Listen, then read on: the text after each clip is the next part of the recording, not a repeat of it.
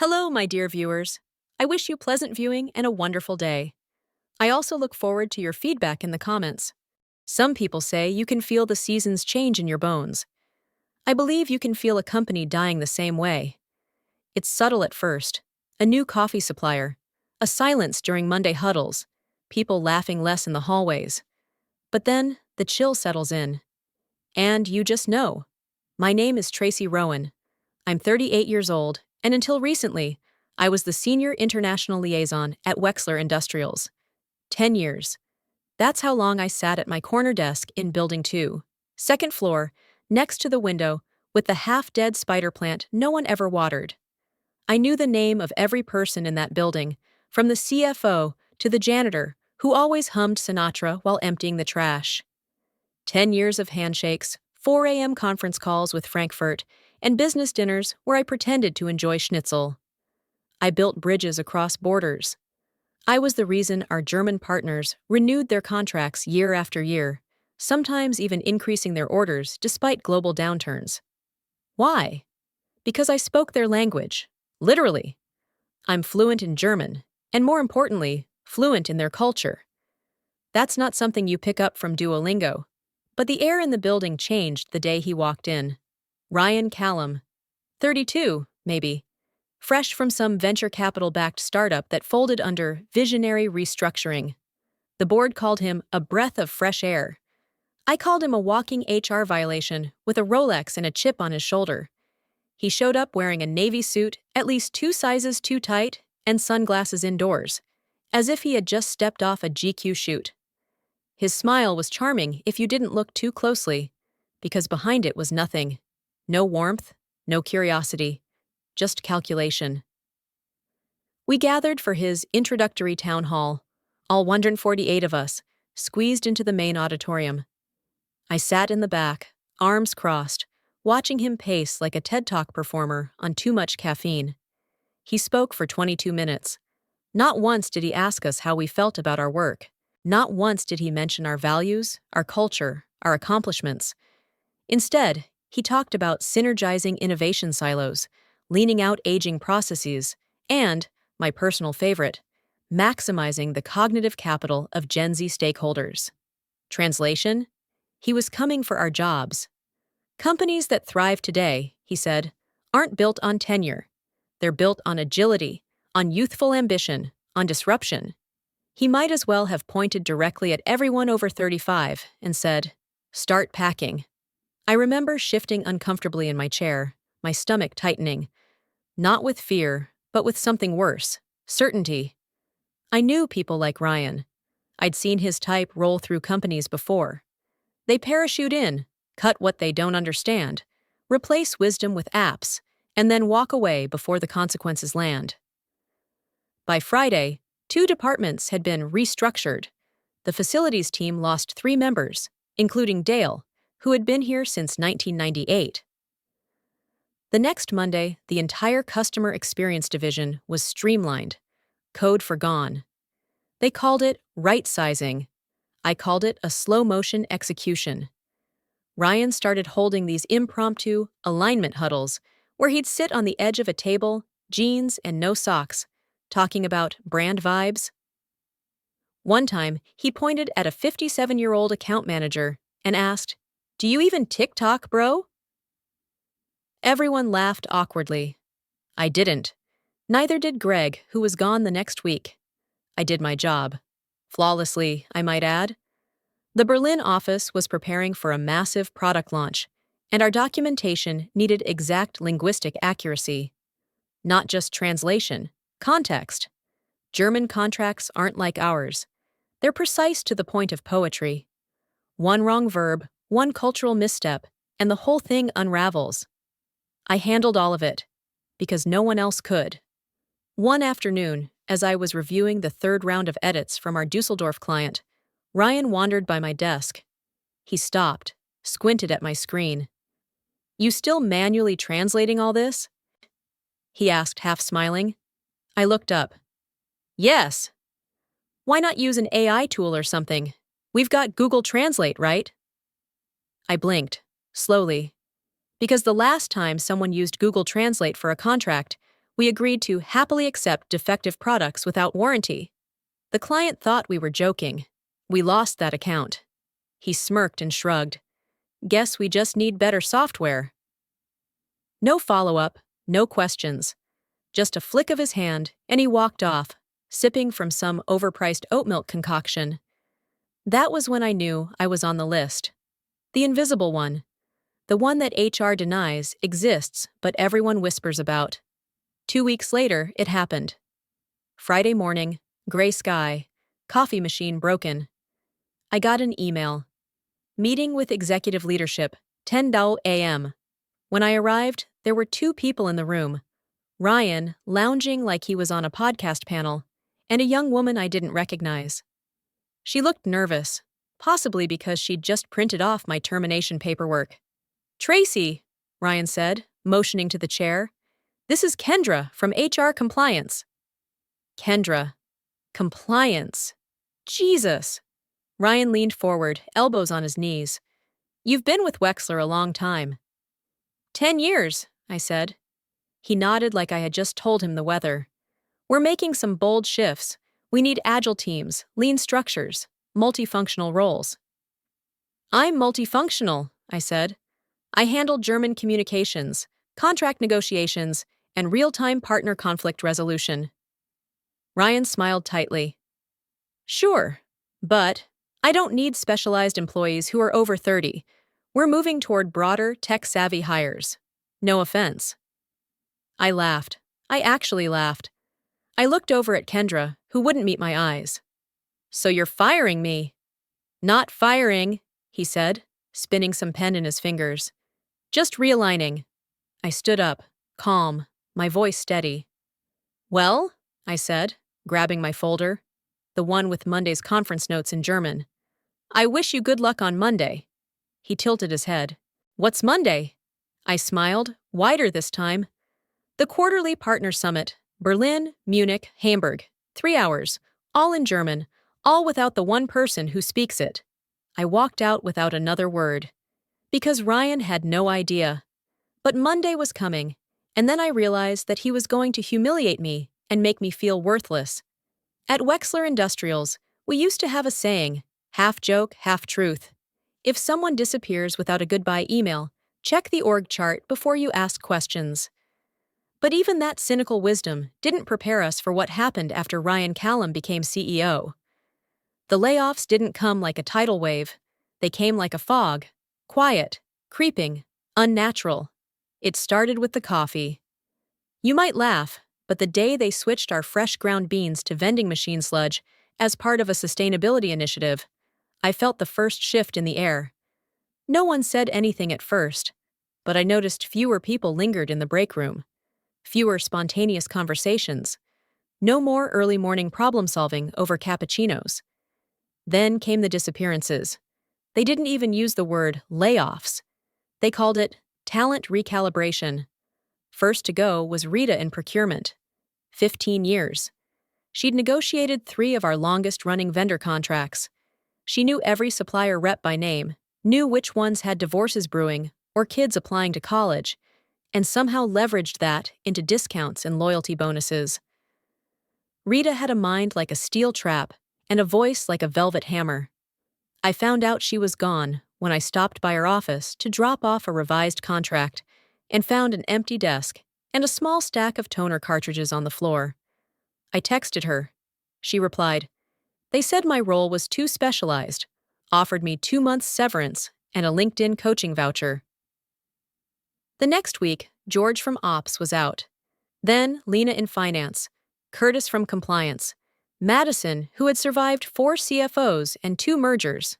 All gone. But it was never announced. Instead, each one was scrubbed from the internal directory, their Slack channels silenced, their emails bounced. 1 minute, they were leading projects. The next, they were ghosts. There was no "thank you for your service," no farewell cake, no digital send-off. Just a knock on the glass and a soft voice. "Can we see you in conference room D?" In their place came the rising stars. That's what Ryan called them. Young, hungry, and, let's be honest, alarmingly unqualified. They showed up in hoodies and white sneakers, quoting Elon Musk, talking about scrapping hierarchies and replacing legacy systems with ideation frameworks. They filled whiteboards with flowcharts and spoke in marketing catchphrases. One of them, Caden, 24, chief culture catalyst, installed a beanbag corner in what used to be the records archive and said we were now a vibes-based organization. Another one, Amanda, took over procurement with zero experience and tried to terminate a long-standing German supplier contract because she didn't like their email tone.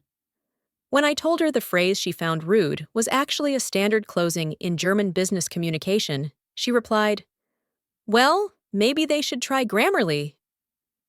These were the people now steering the ship, and the rest of us? We were ballast. I watched, silently, as entire layers of institutional memory vanished. People who had kept this company functioning through recessions, trade disputes, even a ransomware attack back in 2017, replaced by graduates who thought cross-functional synergy was a deliverable. But me? I kept calm. Not because I wasn't angry, not because I didn't feel the sting of being excluded from meetings I once ran, or being CC'd as an afterthought on initiatives I'd helped build from scratch. I stayed calm because I knew something they didn't. They were building their little house of cards atop a language they couldn't speak. Literally. I was the only person left who spoke fluent German, who knew how to negotiate in context, not just translate nouns, who understood that German contracts are not just legal documents, they're cultural artifacts. Precise, formal, demanding nuance. But Ryan had decided nuance was overrated. So they stopped inviting me to strategy calls. They stopped asking me to review the German contracts before signing.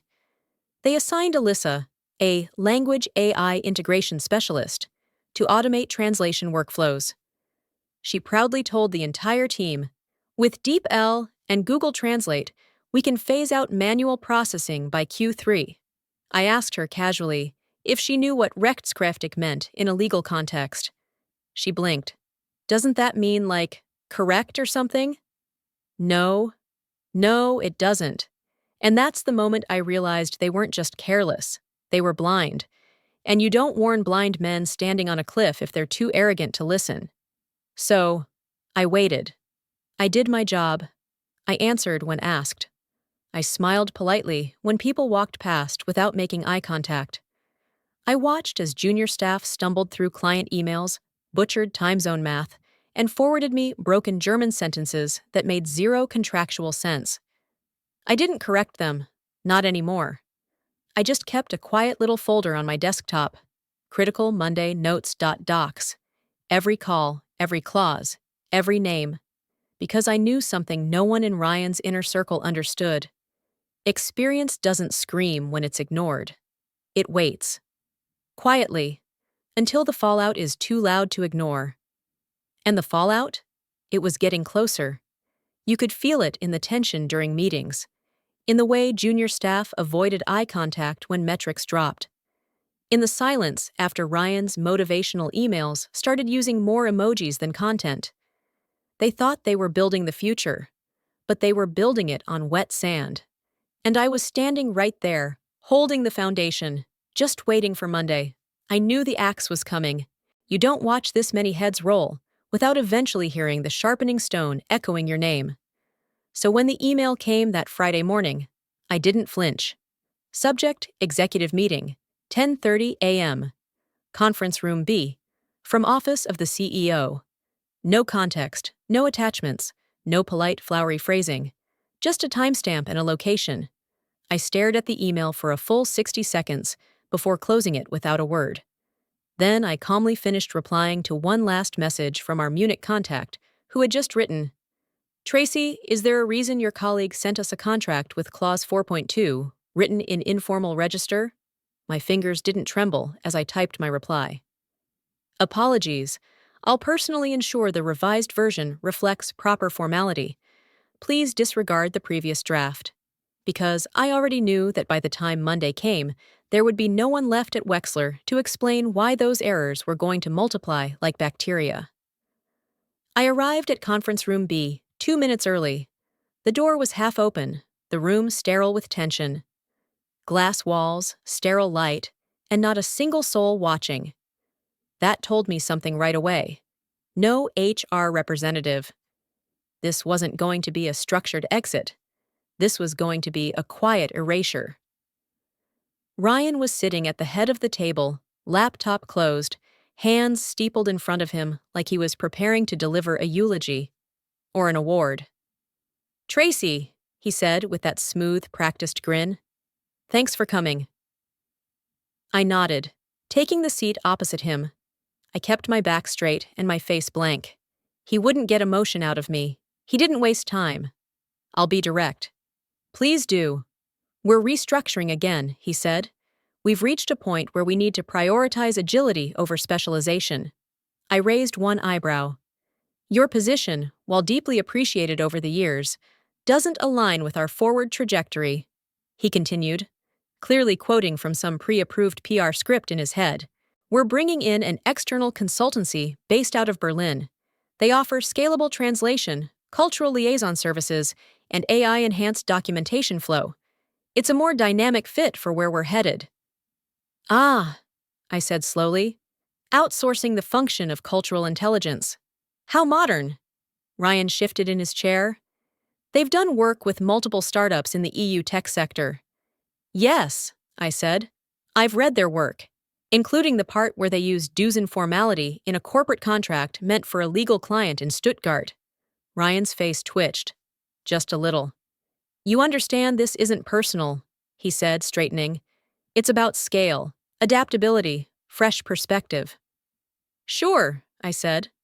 "I suppose that's why you let go of Madison from finance and replaced her with someone who thought the euro fluctuates on weekends." He didn't like that.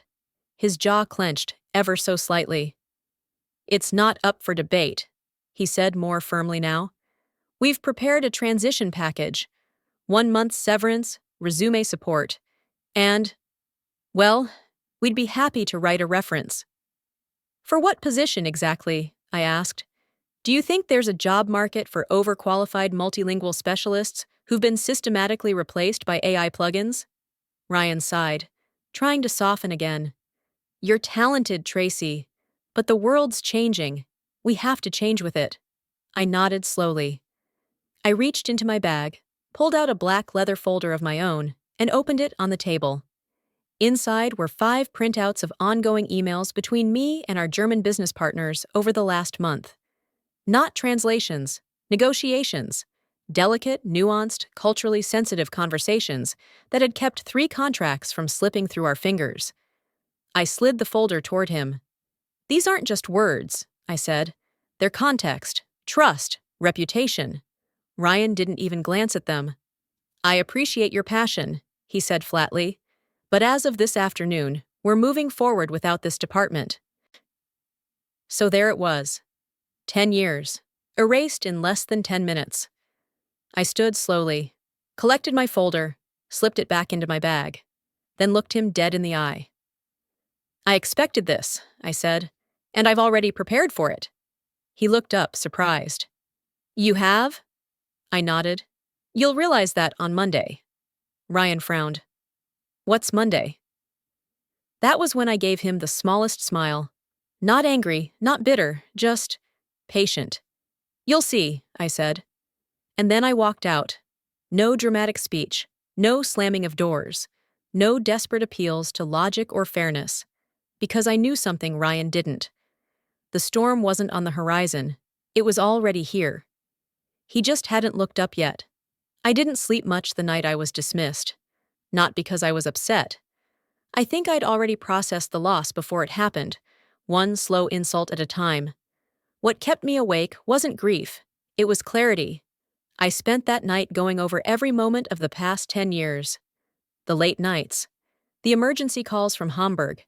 The time I salvaged a contract that had nearly gone up in flames due to a translation error involving guarantee of payment versus promise to consider future compensation. I remembered sitting alone at my desk one winter, wrapping up a 20-page document while snow fell outside and the janitor vacuumed around my shoes. No one else in the building. Just me and a deadline that couldn't wait for Monday. And now? Now I was someone Ryan Callum had dismissed in less than 10 minutes, with a smile and a buzzword. By morning, I was still awake. I brewed coffee, pulled on a sweater, and sat by the window with my phone face down beside me. At 7:42 a.m., it rang. I stared at the screen, blinking. An international number, UK country code. I hesitated for only a second before answering. Tracy Rowan? The voice was smooth, professional, but with a warmth I hadn't heard in a long time. Male, British. Somewhere between London and Oxford, I guessed. This is Daniel Rees, Managing Director at Lambert & Voigt Consulting. The name nearly made me drop my coffee. They weren't just another firm. Lambert & Voigt was legendary. Their client list read like a G7 summit guest list. They didn't post job listings. They recruited. Quietly, surgically. Apologies for the early call, he continued, but we understand there's been a shift at Wexler. I straightened. You could say that. We were referred to you by one of our clients in Dusseldorf, a senior partner at Henschel Gruppe. He described you as the only reason our partnership with Wexler functioned for more than 3 months. My eyebrows lifted. Daniel chuckled softly. That's high praise, if you know Herr Drexler. I do, I said. He once threatened to pull a 6-man contract because someone at Wexler replied to his email with, "Hi there." Exactly the story he told me, Daniel replied, which is why I'll get to the point. There was a rustle of paper on the other end, followed by the click of a pen. We've been expanding our international client strategy division. Most of our growth has come through German and Austrian markets, but increasingly, we're finding that we don't just need translators. We need people who understand the culture, the tone, the rhythm of conversation. People who know when silence means agreement and when it means war. I smiled. You've been burned, haven't you? More than once, he admitted, which is why we're offering you a position. Full-time, high autonomy, remote, or hybrid, your choice. Compensation starts at 3 times your last package, with performance-based equity in our EMEA division. Your experience, Ms. Rowan, is not just rare. It's irreplaceable. I sat perfectly still, barely breathing. You're not a translator, he said. You're a cultural operator, and that's the future of diplomacy in business. The words landed like warm rain on cracked earth. I hadn't even realized how thirsty I was for respect, real respect, not performative praise during quarterly reviews, not vague compliments passed through middle managers, but someone saying, "We see you, we need you." I cleared my throat. I appreciate the offer. I'd like a few days to consider. Of course. Though for what it's worth, Daniel added, Herr Drexler ended our call by saying, whatever she asks, pay it, and send her flowers. Her kind of precision doesn't grow on trees. I laughed. Actually laughed. When I hung up, the silence in my apartment felt different. Not hollow, just open. I walked to my kitchen window and looked out at the world below. People rushing to jobs that might not deserve them. Buses crawling through traffic. Someone jogging past in a neon windbreaker. Earbuds in. Already 3 podcasts into the day. I wasn't one of them anymore. And yet, for the first time in months, I didn't feel invisible. Later that morning, I opened my laptop. I started a new document. Fresh start. Strategy notes. It wasn't a plan for revenge or retribution. It was just a beginning. One where I wasn't asking for permission to matter. As I typed, another email came in. Subject, recommendation request, Munich Trade Authority. From infohenschelgruppe.de, attached was a short message from Herr Drexler himself. Tracy, if you are no longer with Wexler, we would like to speak with you directly. Your clarity saved our team more than once. The market is listening now. Let's talk. KD, I stared at the screen for a long time. Not because I was surprised, but because I wasn't. For the first time in a long time, my value wasn't something I needed to defend. It was understood. And Monday? That ticking clock counting down in Ryan's world? Let it come, because I wasn't worried anymore. I already had my own future, and it spoke fluent German. Monday began, as most disasters do, deceptively normal. The sun was bright. The elevator music was upbeat. The glass walls of Wexler Industrials shimmered under the morning light, as if the building itself had no idea a hurricane was about to rip through it. Ryan Callum arrived at 8:47 a.m. sharp, dressed in his usual CEO on a skateboard look. Tight navy blazer over a branded startup tee, crisp sneakers, no tie, and an energy drink in hand. He greeted the front desk with a grin and a "big day" as he passed. His agenda for the morning was short and shiny: a virtual summit with Henschel Gruppe, one of Wexler's most valuable European partners, and a cornerstone of their international logistics revenue. A tidy $35.2 million flowed annually from that relationship alone. It was also the kind of client that didn't do small talk, didn't appreciate surprises, and absolutely despised sloppiness.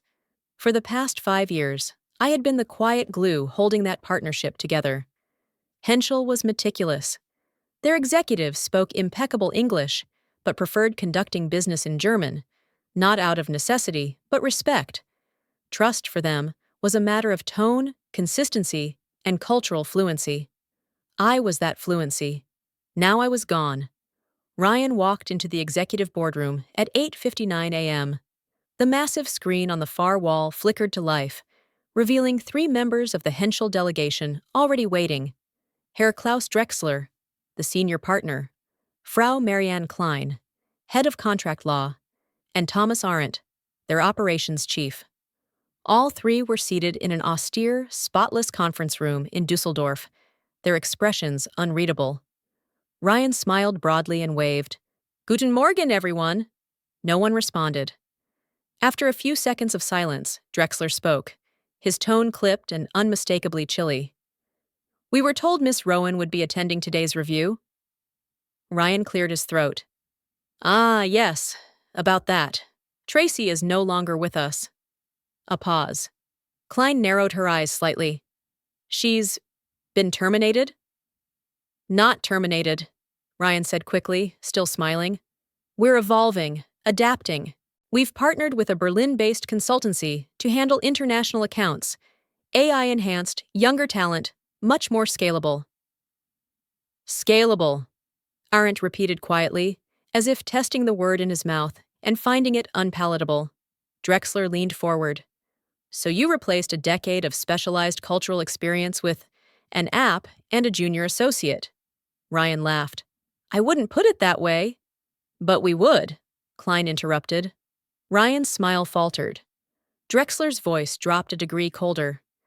"Miss Rowan handled over 40 negotiation points across 3 contracts. She translated not just language, but meaning. We requested she attend this summit." "She's moved on," Ryan said stiffly.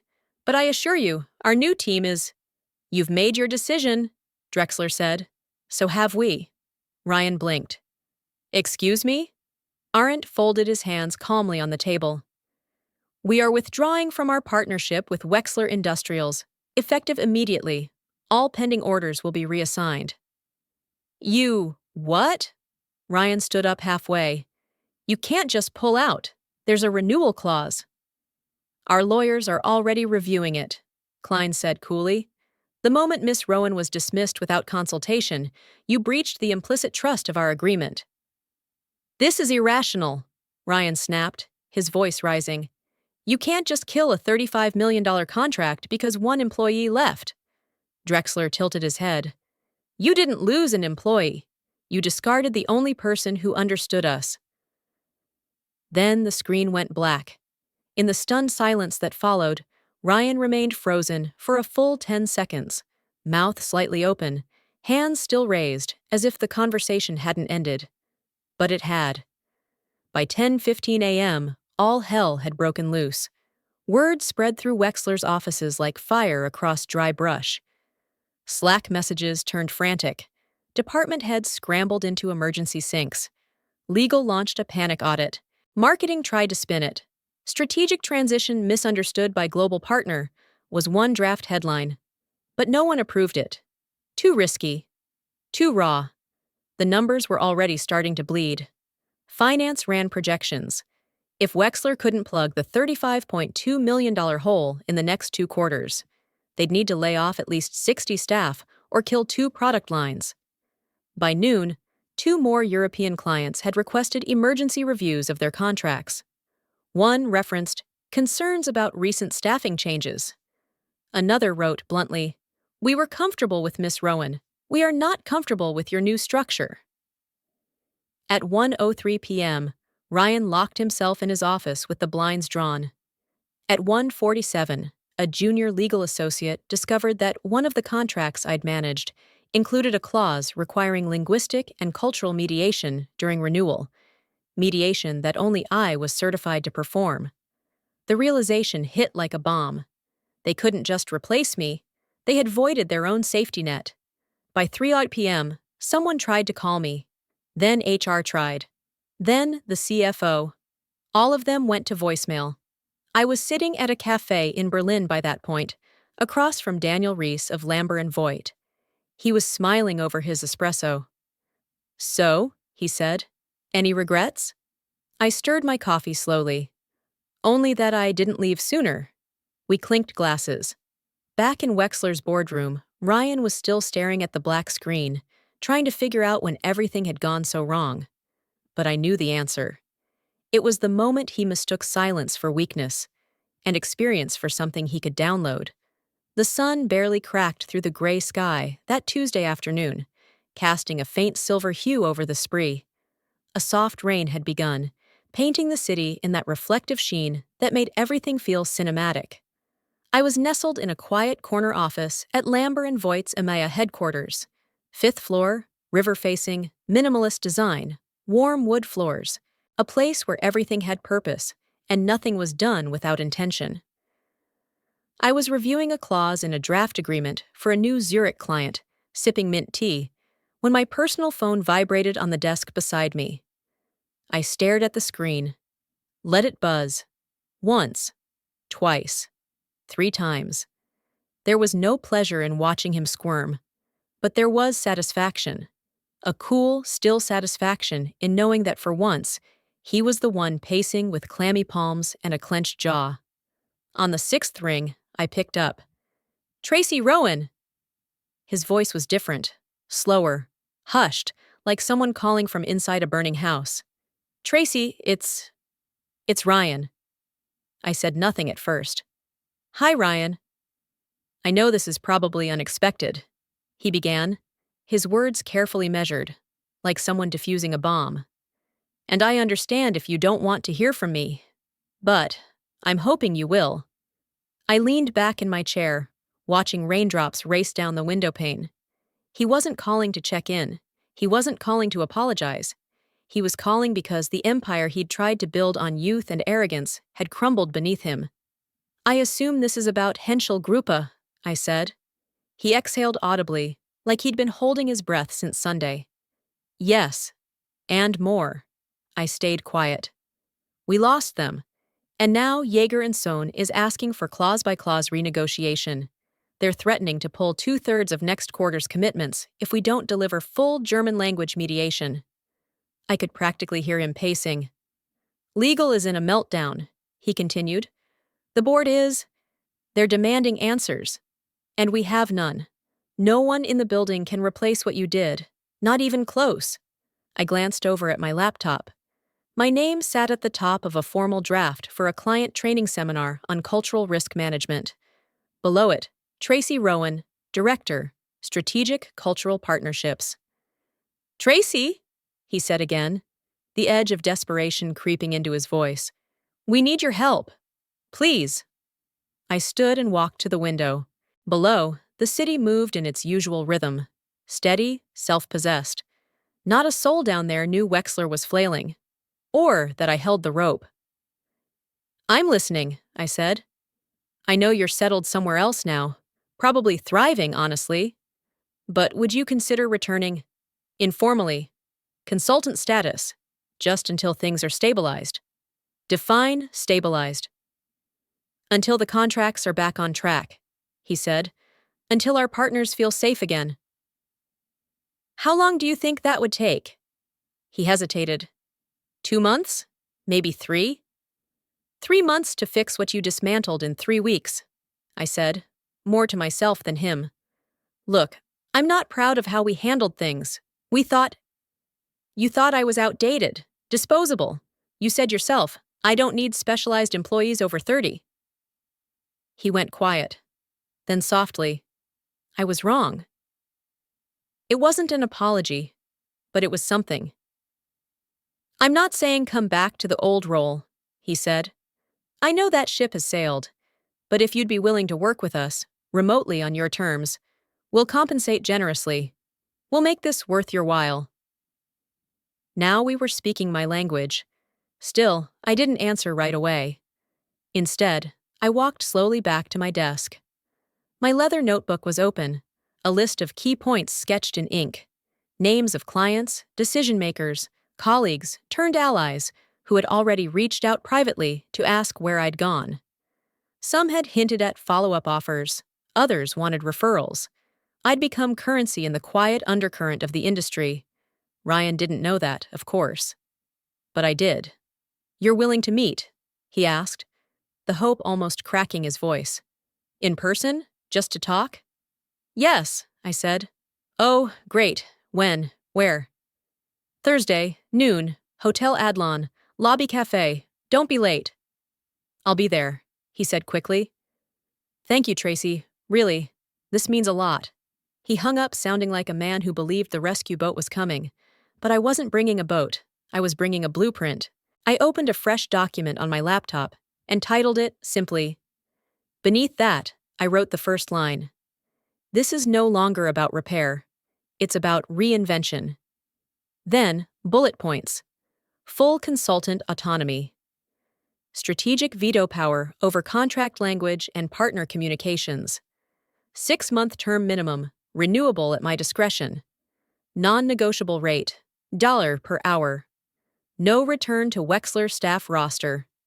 Ever. Then I flipped to a new page in my notebook and wrote a single word at the top. Because I wasn't just returning to solve a problem. I was returning to define the next era. And I wouldn't be saving Wexler. I'd be rebuilding it, with or without them. When I returned to Wexler Industrials the following Monday, I wasn't given a welcome back party. No cake, no smiles from the interns, no awkward hugs from people who'd whispered about me in the kitchen weeks ago. Good. I wasn't there to be welcomed. I wasn't there to belong. I was there to rebuild, without asking permission, and to quietly study the man who nearly destroyed everything I'd worked for. The badge they issued me was gray.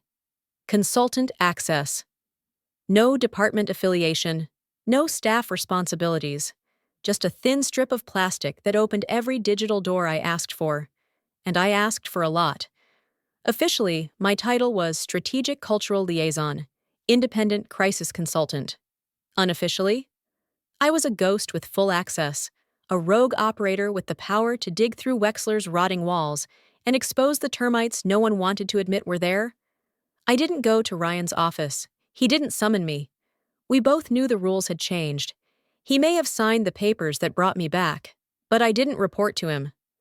I reported to the board. Directly. Per my contract, any interference in my work, any obstruction, override, or redirection would result in a breach with full legal consequences. And the best part? He knew I'd enforce it. I set up at a small glass desk at the end of the strategy wing.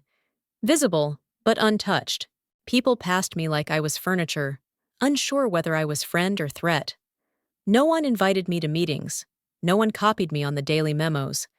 But every few hours, someone would drift by and drop a file on my desk. Word had spread. They knew what I was doing. And some of them, maybe more than a few, wanted me to succeed. I didn't speak much. I observed. I watched interactions like a hawk circling a field of careless mice. I listened to calls, read through flagged emails, and pulled archived versions of contracts that no one thought I'd remember existed. It was worse than I imagined. In just 3 weeks since my departure, Ryan and his chosen prodigies had made a hash of our international relationships. Not only had the Berlin consultancy mistranslated several high-priority documents, but they'd sent internal strategy memos to the wrong clients, in English. One had included a note, "We think they'll figure it out." They didn't. They pulled a 4.7 million project the next day. I compiled everything, quietly. I logged every breach, every broken line of communication, every insult to cultural nuance they had made in the name of efficiency. I created a report that wasn't just comprehensive, it was surgical. A full dissection of Wexler's collapse, each failing labeled, sourced, dated. And I didn't stop there. I called our partners. Not officially, not in press releases or emails copied to 10 managers. Privately, personally. "This is Tracy Rowan. I'm back in a consulting capacity. I wanted to hear from you directly. What you need, what went wrong, and what you require to continue our partnership." Most of them responded with silence at first, then relief, then fury. One said, "When they told us you were gone, we started pulling options. We knew what was coming." Another, "We thought you'd been replaced with AI. We were horrified. You understood what couldn't be written down." Within a week, I had over a dozen ongoing conversations with executives in Germany, Austria, and Switzerland. Not meetings, conversations, real ones. They trusted me. Not Wexler, me. And the staff, they noticed. The ones who'd kept their heads down during the transition started to approach me again. Quietly, carefully. "Do you want me to forward you the internal document from October?" Off the record, Ryan told us not to translate that section. I don't know who approved this, but it wasn't legal. Every whisper was another crack in Ryan's already crumbling illusion of control. And he knew it. He saw me in the hallways, in the break room, once in the elevator. He didn't speak. I didn't either. Because I didn't need to. He had built a regime on silence, on employees too scared to push back, too new to know better, or too exhausted to care. But I wasn't one of them. I wasn't his employee. I was the reckoning. And while I smiled politely in meetings and nodded during briefings, I was also submitting weekly reports to the board. Comprehensive, cited, scanned into PDF, and uploaded to a secured internal drive accessible to only 4 executives, none of whom were Ryan.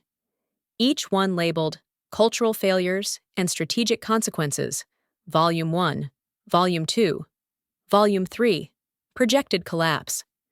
And every report included a section titled Recommendations for Long-Term Leadership Adjustment.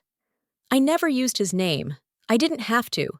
It was everywhere in the data, in every failed negotiation, every broken promise, every missed nuance that cost us millions. I didn't raise my voice. I didn't stage a coup. I didn't need to. All I had to do was show them the truth they'd been too arrogant to see. Because power doesn't always shout. Sometimes it just walks back in the front door, sits down at a glass desk, and starts telling the truth. And this time, everyone was listening. The rain fell in sheets that night, painting Berlin in blurred reflections and golden streetlight halos. The office had long since emptied, but I remained, a solitary figure under cool overhead light, seated at my desk, with my hand resting on the phone. It wasn't fear holding me back. It was reverence. There are some relationships you don't take lightly. Some calls you don't make casually. And this was one of them. Mr. Dietmar Keller, CEO, Keller Group GmbH, our longest-standing European partner, the man who, 10 years ago, taught me more about German negotiation culture than any textbook ever could. He had never raised his voice, never wasted a word. And yet, every conversation with him felt like you were being weighed on scales. Quiet, efficient, and final. I pressed call. It rang once, twice, 3 times. Then his voice came through, deep and unmistakable. "Keller," I swallowed gently, then said in fluent German, "Guten Abend, Herr Keller. This is Tracy Rowan." There was a silence. Not shocked, not awkward, just aware. Then, His voice softened.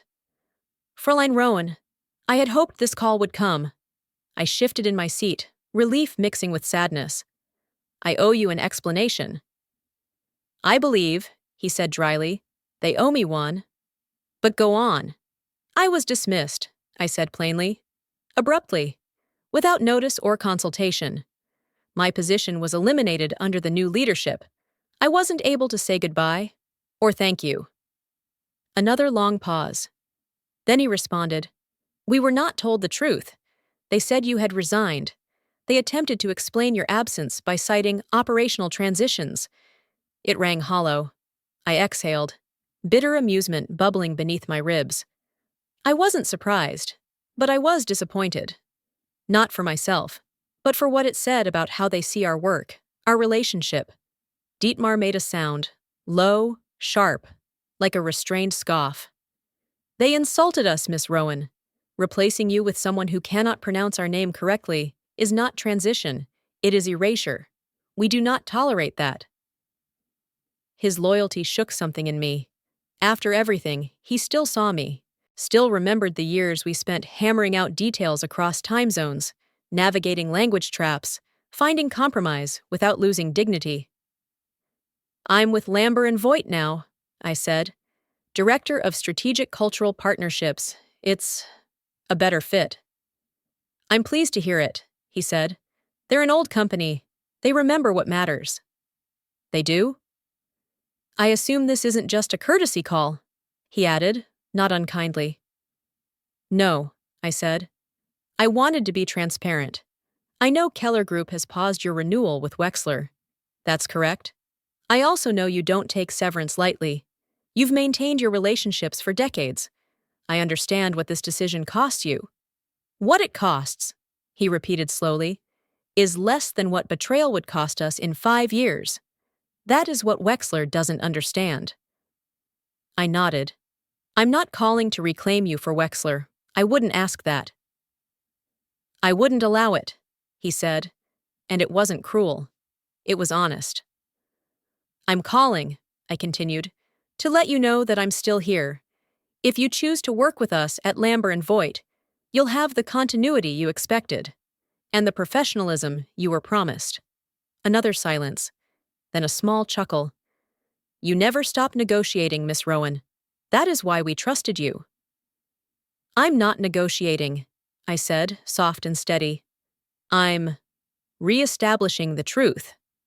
He didn't reply for a moment. Then, my legal team has already suspended discussions with Wexler. We were preparing to formally end our agreement. Now, we'll expedite that. I'll send my chief counsel your contact details. We'll speak within 48 hours. I almost didn't believe it. After all this time, after everything I'd been made to feel about being old school, about being past my prime, here was one of the most respected men in European industry, treating me not just as useful, but essential. We'll talk soon, he said. I look forward to working with you again, where you belong. We ended the call. I sat there in silence, the weight of it all pressing gently into my shoulders. Satisfaction, grief, validation. The paradox of triumph. It always feels a little like mourning. 10 years of work, 10 years of loyalty and labor, and overlooked weekends. Dismissed like dust by a man who thought relationships were replaceable, reputations were renewable, and fluency could be faked. But the old world has a long memory. And so do I. The next morning, news of Keller Group's withdrawal rippled through Wexler's upper management like a heart attack. Legal panicked. Marketing tried spinning it. Sales sent a flurry of confused internal memos asking, "Is this really happening?" It was. The most loyal client they had was gone. And they didn't just lose him. They lost him to me. And I wasn't finished. It's a strange thing, watching something fall apart from the inside. You imagine chaos, panic, people running around with clipboards and spreadsheets, alarms blaring in metaphorical boardrooms. But that's not how it happens. Real corporate collapse is slow, meticulous, almost graceful.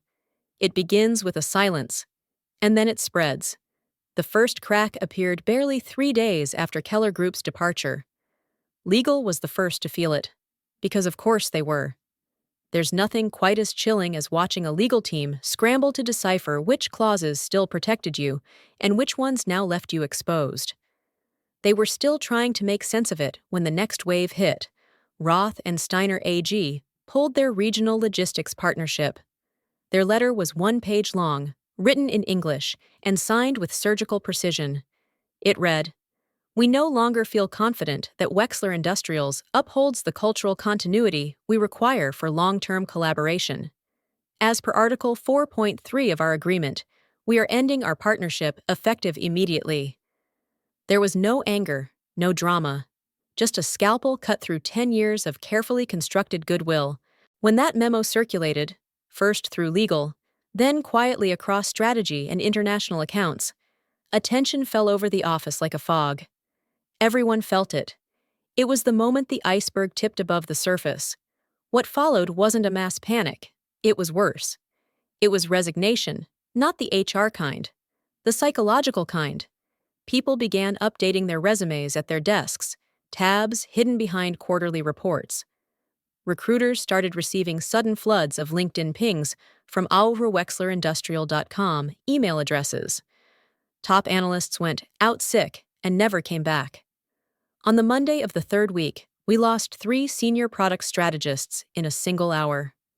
All left together, without fanfare. Their desks were cleaned out before noon. HR said nothing. They were too busy scheduling exit interviews they knew no one would attend. The marketing team, once Ryan's hand-picked media darlings, were hollowed out and twitchy. One woman, Allie, a designer who used to stay late making pitch decks that Ryan never read, walked past me with her laptop under her arm and didn't even try to hide her tears. She stopped only once, long enough to say, "I thought it was just a phase, a shakeup, but it's rot. It's all rot." Finance confirmed what everyone suspected. Projections were off by 31%, not just because of the lost clients, but because no new ones were coming. Wexler's name had quietly become radioactive in the European circuit. Word spreads fast in those circles, faster when it's whispered by people in impeccable suits and quiet German voices. I watched all of it unfold, watched managers who once looked at me like a relic start slipping by my desk with deferential nods, watched people who called me replaceable scramble to mimic processes I had built from scratch and never documented, watched Ryan retreat deeper into his office, his smile now brittle, his eyes darting with that hunted look of someone who realizes too late that he set fire to his own ship and can't remember where the lifeboats are. He tried. God, he tried. He held town halls with fake smiles and trembling fingers, promising exciting pivots and new momentum strategies. He launched a Slack channel called In Wexler Wins and posted every minor positive metric like it was a life raft. No one joined the channel. One intern posted a GIF of a dumpster fire. The channel was deleted 20 minutes later. The board began circling. At first, quietly, emails requesting updates on departmental retention risks. Then they started calling department heads directly, without Ryan. I knew because 2 of those department heads came to me the next day, looking pale and unsure. They asked for an independent breakdown of client sentiment. One of them whispered, "They wanted to know if you had it." I did. I handed over a binder. Nothing dramatic, no takedown, just facts, documented, dated, cross-referenced, timelines of partner exits, employee attrition patterns, comparisons between projected and actual revenue, notes on cultural missteps, language failures, and the chilling consistency with which Ryan had ignored every early warning. It wasn't a weapon. It was a mirror. One the board was finally ready to look into. By the end of that week, Ryan's name had been quietly removed from several client-facing communications. Internally, some executives had started referring to leadership adjustments in vague tones that fooled no one. And the employees? Those who remained? They weren't angry. They were numb. People stopped looking at each other in meetings, There was no eye contact, no joking in the kitchen, no Friday afternoon chatter. Just keyboards clacking and eyes watching the clock. One of my old colleagues, Jordan, smart, loyal, and once painfully hopeful, passed me in the stairwell and said, "We all saw the iceberg. He just told us it was modern architecture." I didn't reply, because I knew what came next. The company wasn't falling, it was shedding dead leadership, shedding arrogance, shedding the illusion that talent was optional and history could be erased. And the part they all missed? I never raised my voice. I never made threats. I just came back, opened the right doors, and let the truth walk out on its own. When people fantasize about revenge, they picture fire, explosions, raised voices, slamming doors, gasps from stunned bystanders. But that's not how real victories happen. Real power is quieter, controlled, clean. And this? This was going to be surgical. I chose the day carefully. Thursday, end of the week, but still close enough to the board's emergency review to catch him rattled, still scrambling to hold the threads of his unraveling empire. The news had already begun to swirl. Articles, whispers, private investor calls. The employees were talking openly now, too tired to fake loyalty. I walked through Wexler's gleaming glass halls like a ghost returning to her own funeral. No one tried to stop me. Ryan's assistant wasn't at her desk. Whether she had quit, called in sick, or was just hiding, I didn't care. I didn't knock. I simply opened the door to his corner office and stepped inside like I owned the air he was breathing. He looked up, eyes rimmed with fatigue. The man in front of me was not the polished, confident executive who strutted into the company months ago, tossing buzzwords like confetti. This man was smaller now, paler, the weight of consequence settling into the lines of his face. "Tracy," he said. He sounded like someone greeting a ghost, half afraid, half hoping the specter was an illusion. "I need 10 minutes, I said. He gestured for me to sit. I didn't. He stood instead, moving around the desk slowly, warily, like I was something volatile. "I assume this is about the board," he began. "We can fix this. Whatever they've told you." "This isn't about the board," I interrupted. "This is about you." He froze. "I came here because there are some things that need to be said. Not in a report, not through legal, from me, to you." He shifted, uncertain, waiting for me to speak. So I did. "I took them," I said. He blinked. "What?" "Our partners. The ones who left. I took them. Not with lies. Not with sabotage. With truth." He stepped back slightly, something between panic and disbelief flickering in his eyes. "I didn't have to twist their arms," I continued. "I didn't even have to ask. I picked up the phone, and they chose to follow me, because you treated them like tools. You treated me like an expiration date." "You think that justifies it?" he snapped. "Undermining your own company? Do you have any idea what this has cost us?" "Yes," I said, ice in my tone. "Because I built it. I was here before you even knew what we did. I translated more than just language. I translated intent. I made your international partners feel heard. That's why they stayed. And that's why they left." "You're bitter," he said, a thin layer of venom creeping into his voice. "You wanted revenge, so you poisoned the well." "No," I said calmly. "I just stopped keeping the poison from reaching you. You were always the problem. I just let the consequences catch up." He scoffed, folding his arms. "You think you're the only reason Wexler ever succeeded?" "No," I replied, "but I was the reason it didn't fail sooner." A silence fell over the room, heavy, dense. Then, slowly, deliberately, he walked closer. "You'll regret this," he said. There it was, the last desperate swing from a man who had lost control. "No," I said, meeting his gaze. "You'll regret it." "You think your new company will protect you?" he spat. "The industry has a long memory." "Yes," I said softly. "It does. And that's exactly why I'm not worried. Because the people who matter? They remember what I did. They remember how I treated them. You thought you were building a legacy, but you were burning bridges so fast, you didn't even notice when the ground gave way. He looked at me then, not with hate, with fear, because in that moment, I think he finally understood. I wasn't a threat. I was the verdict. I stepped back toward the door, turned the handle, paused. I'm done here, I said. This is the last time we'll speak. And then, as I opened the door, I added, the company may survive you, but your name won't. He said nothing as I walked out. And this time, no one looked away.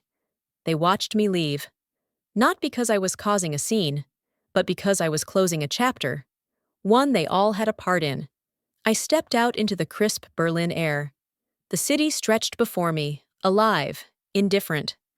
No music swelled, no dramatic winds, just life moving forward. And I was finally moving with it. I didn't take the taxi waiting outside. I walked instead, coat wrapped tight, head high, heart steady. Because the story was never about vengeance. It was about remembrance, and I had made sure they would never forget. There's something unnerving about how quietly life moves on after a disaster. There are no headlines bold enough, no press releases honest enough, no single moment big enough to capture the slow disintegration of a man like Ryan Callum, not just from power, but from relevance. It started with the silence. After I walked out of Wexler for the last time, he clung to the shadows. There were whispers that he was working on something new, that he was realigning strategy, but even those whispers faded quickly. Because no one wanted to take his calls. His name, once used to impress investors, now made people uncomfortable. The business community, particularly the international circles he'd alienated, didn't forget. They remembered the arrogance, the losses, the way he brushed aside nuance and human relationships like they were inefficient software. 3 weeks after I left, Wexler released a sanitized statement. As part of our ongoing transformation efforts, we thank Mr. Ryan Callum for his leadership and wish him well in his future endeavors. No drama, no accountability. But everyone knew. What they didn't say, what couldn't be printed, was that the board had reached a unanimous decision to terminate his contract with cause. There had been a vote. There had been lawyers. The executive floor had gone into emergency lockdown the morning after a leaked Q3 report revealed just how much client confidence had evaporated. It wasn't just Keller Group or Rothensteiner. By then, 5 more European firms had frozen renewals or walked away outright. Internal projections estimated a 38% drop in long-term international revenue over the next year.